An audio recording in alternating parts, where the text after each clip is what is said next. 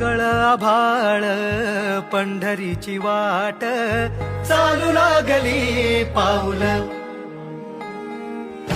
नाम गोड ओठी माऊली माऊली